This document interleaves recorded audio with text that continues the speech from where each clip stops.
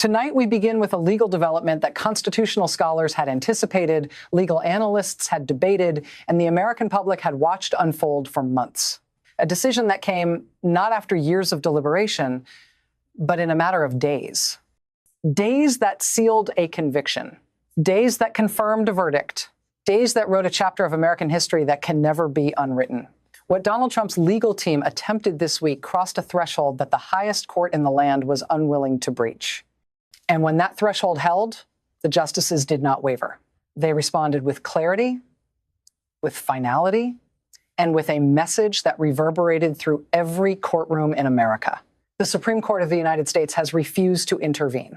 The conviction stands, and for the first time in the 248-year history of this republic, a sitting president holds office with 34 felony convictions on his permanent record. This is not speculation. This is not partisan interpretation. This is the documented, adjudicated, constitutionally affirmed reality of American governance in 2025. For months now, there had been signals, not from official court filings, not from formal judicial opinions, just signals that Trump's legal strategy was building towards something unprecedented. Trump has been defiant, yes, but he has been methodical in his defiance.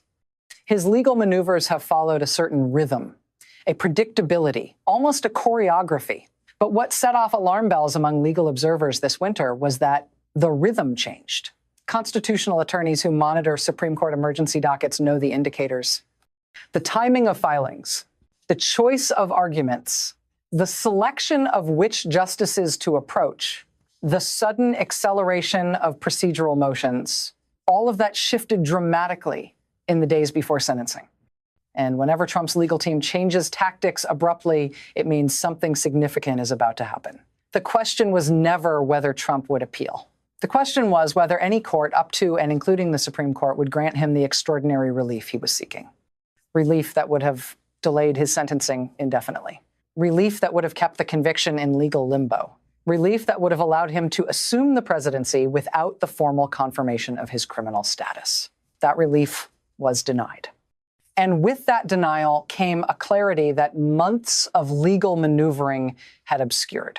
On January 9th, the Supreme Court issued what legal experts described as a decisive rejection, including a vote breakdown that had not been seen in any Trump-related case in over 4 years. The vote was 5-4. Chief Justice John Roberts and Justice Amy Coney Barrett joined the 3 liberal justices, Sotomayor, Kagan, and Jackson, to deny Trump's emergency application to block the sentencing.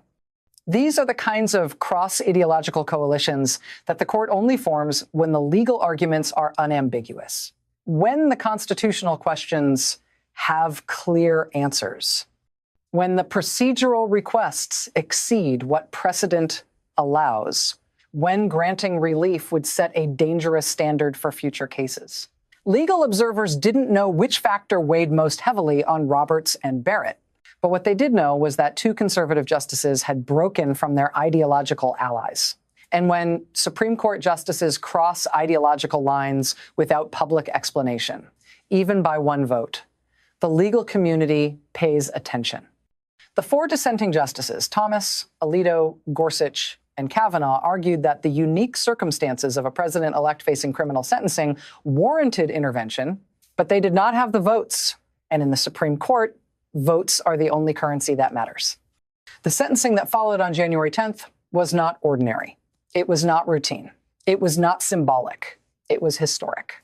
Legal analyst after legal analyst described Judge Juan Merchan's proceeding as measured, deliberately, final in a way that cannot be appealed away. Trump's legal strategy had relied heavily on delay. Delay the trial. Delay the verdict. Delay the sentencing. Push everything past the inauguration and let the powers of the presidency complicate further prosecution. That strategy failed. In fact, the Supreme Court's refusal to intervene was among the most significant rebukes of presidential legal privilege we've seen in modern American jurisprudence. Here's what we know. Within hours of the Supreme Court's denial, Judge Merchan proceeded with sentencing. This wasn't a standard criminal sentencing. This was a constitutional moment, a proceeding that the American legal system had never before conducted and may never conduct again. The sentencing of a president-elect A man who would hold the nuclear codes in 10 days. A man who would command the largest military in human history. A man who had been found guilty by 12 ordinary citizens of 34 felony counts. Judge Merchan's decision to impose unconditional discharge rather than incarceration reflected the extraordinary circumstances before him. Unconditional discharge means no prison time. It means no fines. It means no probation. It means no ongoing supervision. But here is what unconditional discharge does not mean. It does not mean the conviction is erased. It does not mean the verdict is vacated. It does not mean Trump is exonerated. The conviction stands permanently, irrevocably, on the official record of the state of New York, and by extension, on the permanent record of the 47th President of the United States. Judge Merchan acknowledged directly that under normal circumstances, a defendant convicted of 34 felonies would face substantial consequences. Prison time, significant fines, years of supervised probation. But he also recognized what every constitutional scholar understood. Imposing those consequences on someone about to assume the presidency would create complications that no court was prepared to navigate. So Merchan chose the middle path, a path that preserved the conviction while acknowledging the practical impossibility of traditional punishment, a path that satisfied the legal requirement for sentencing while avoiding a constitutional crisis, a path that history will judge long after the current political moment has passed. And here's where the story becomes even more significant. Legal analysts now believe that Trump's emergency application to the Supreme Court was designed to test the willingness of conservative justices to provide extraordinary protection after months of favorable rulings. Trump's team wanted to see whether Roberts would prioritize institutional credibility over ideological loyalty. They wanted to see whether Barrett would side with the conservative bloc or chart an independent course. They wanted to see whether the court that had granted Trump immunity for official acts would extend that protection to unofficial conduct. But instead, the opposite happened. Roberts didn't hedge. Barrett didn't equivocate. They joined a majority opinion that was so clear, so unambiguous, that even Trump's most loyal defenders noticed. You don't get the Supreme Court's attention easily, but this case did. Constitutional scholars speaking with major outlets under condition of anonymity described the Roberts-Barrett alignment as unprecedented, a signal that institutional preservation outweighed political considerations. Trump's legal team proved today that they had miscalculated. Their emergency motions were not only denied, they were denied so decisively that the legal strategy itself was exposed as a delaying tactic rather than a substantive argument. That exposure matters because it reveals something important about the limits of legal maneuvering. It shows that even a president-elect cannot indefinitely postpone consequences. It shows that the courts, even courts stacked with appointees from the defendant's own administration, will not simply rubber stamp every request. It shows that the rule of law, however imperfectly applied, still has meaning. As analysis continued throughout the legal community, we learned more about the scope of this decision's implications. Former federal prosecutors noted that unconditional discharge while avoiding punishment creates a permanent record that cannot be pardoned away by state authorities. Constitutional law professors pointed out that Trump cannot use presidential pardon power for state convictions, only federal ones. Election law experts observed that the conviction creates no legal barrier to holding office, but establishes a precedent that will be debated for generations. This wasn't just a sentencing. This wasn't just a procedural formality. This was a constitutional stress test. This was a demonstration of whether the system could handle an unprecedented situation. And that handling is the one thing that will be analyzed long after the political passions of this moment have cooled. For every argument Trump's team made about presidential immunity and prosecutorial overreach, the courts countered with something that undermined the narrative: a guilty verdict from 12 citizens, a sentencing from a judge who followed procedure meticulously, a Supreme Court that declined to intervene despite having the power to do so. Remember, Trump's legal team thought the Supreme Court would protect him. They thought the conservative majority would view this as political prosecution. They thought the unique circumstances of a president-elect would trigger emergency intervention. They thought wrong. Tonight, the exact opposite has happened. The conservative Chief Justice sided against Trump. A Trump-appointed justice sided against Trump. The legal strategy of indefinite delay collapsed, and the conviction that was supposed to be frozen in legal limbo is now permanent, documented, and part of the historical record. What makes this moment so significant and so revealing is that the Supreme Court's decision happened at a time when Trump was under maximum political pressure. His supporters wanted vindication. His opponents wanted accountability. His legal team wanted delay. The institutional guardians wanted clarity. The court balanced these competing demands while navigating uncharted constitutional territory. And when institutions in that position make decisive moves, they're not doing it carelessly. They're doing it deliberately. They're doing it with full awareness of the historical implications. They're doing it because the alternative, indefinite uncertainty, was worse than the discomfort of decision.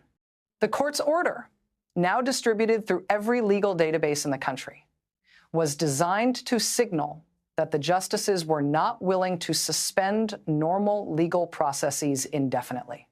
The majority held, plainly, that Trump's arguments for emergency intervention were insufficient to warrant blocking a sentencing that had already been delayed for months. That is legal language for you had your day in court, you lost, the process continues. You don't usually see that kind of clarity from the Supreme Court unless the underlying request was viewed as legally deficient. And in this case, 5 justices concluded that it was. Meanwhile, reactions poured in from across the political spectrum. Legal scholars noted the historical significance. They said this is the first time a president has taken office while convicted of felony crimes. And they said the conviction creates a permanent record that no appeal can fully erase. And they said the constitutional system handled an unprecedented situation without collapsing. These are not rhetorical observations.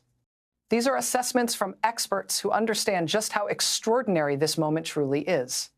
Here's what makes the situation even more noteworthy. The hush money case wasn't isolated. Along with this conviction, the classified documents case in Florida was dismissed on procedurally controversial grounds now under appeal. The January 6th federal cases were terminated after the election, with special counsel Jack Smith issuing final reports. State cases in Georgia remain in procedural limbo. All of this unfolded within the same political cycle. When multiple prosecutions converge on a single defendant who is also seeking the presidency, it means the legal system is being tested in ways it was never designed to handle. Legal analysts are now considering several possibilities. One is that Trump's team will pursue state appeals, attempting to overturn the conviction through the New York appellate courts. Another is that the appeals will be used primarily for political messaging rather than serious legal strategy. A third possibility, the one occupying most legal observers, is that the conviction will stand permanently, becoming a fixed feature of Trump's legacy, regardless of what happens in his presidency. But today, the Supreme Court took the option of indefinite delay off the table. They didn't grant emergency relief. They didn't freeze the proceedings. They didn't create special rules for presidents-elect. They let the legal process conclude. What we're watching now is a test of institutional resilience. Trump's legal team wants to demonstrate that the conviction was unjust. The prosecution wants to show that the system worked. Constitutional scholars want to understand what precedents have been set. And the American public wants to know whether the rule of law means anything when applied to the most powerful person in the country. Tonight, we've heard from legal experts who are now analyzing every aspect of this decision. They say the 5-4 vote reveals a court that is not monolithically aligned with Trump, despite his 3 appointments. They say the Roberts-Barrett alignment suggests institutional concerns outweighed political ones. And they say Trump's decision to pursue emergency Supreme Court intervention rather than accepting the normal appeals process may have backfired by forcing a decisive rejection. But the legal process is not finished. In fact, the appeals are just beginning.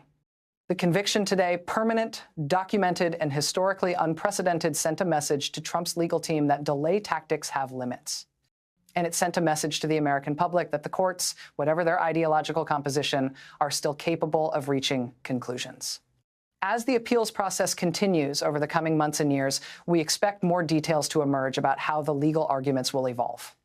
But what we do know is that the Supreme Court's decision to deny emergency intervention was definitive. It allowed sentencing to proceed. It confirmed the conviction's validity, and it established that presidents-elect are not exempt from the consequences of jury verdicts. What happens next will depend on how the appellate courts handle Trump's arguments. If they find reversible error, the conviction could theoretically be overturned, though most legal experts consider this unlikely given the trial record. If they uphold the conviction, Trump will remain a convicted felon for the rest of his life, regardless of what other offices he holds or what political victories he achieves. The legal system has shown it is ready to follow procedure. It has shown it is ready to reach conclusions.